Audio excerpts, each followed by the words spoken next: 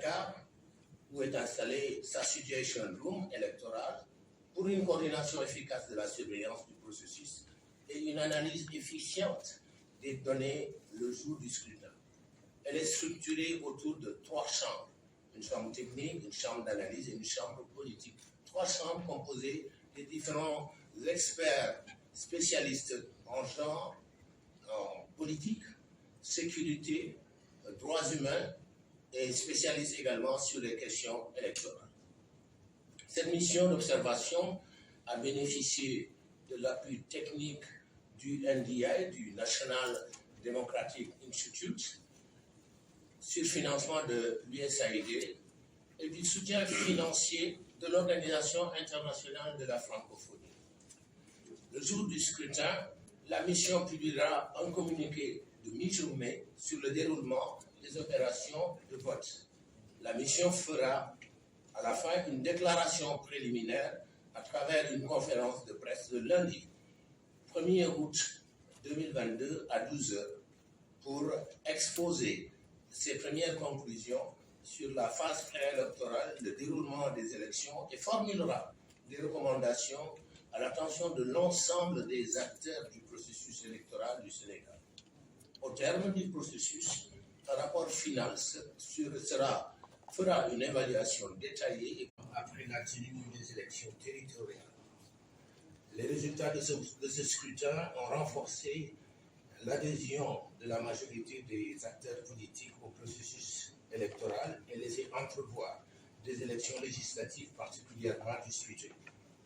Ce d'autant que beaucoup d'acteurs et d'observateurs de la vie politique sénégalaise sont exhaustifs du processus électoral.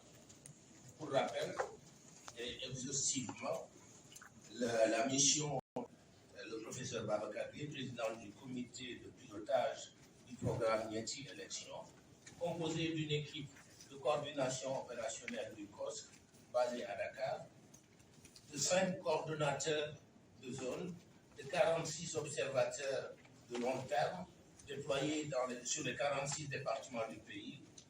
Elle sera complétée par 791 observateurs de court terme le jour du scrutin.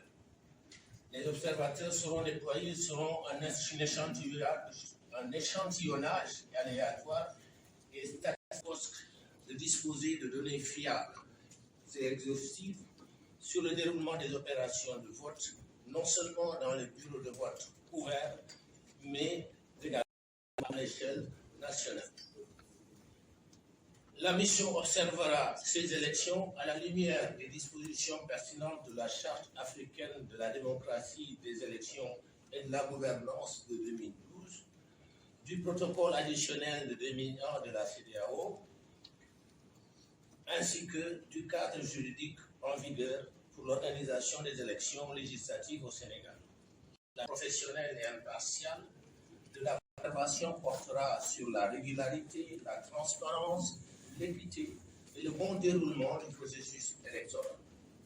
La mission a déjà interagi depuis 3 mois avec les autorités politiques, les institutions en charge des élections, les partis politiques, les médias, les organisations sœurs de la société civile.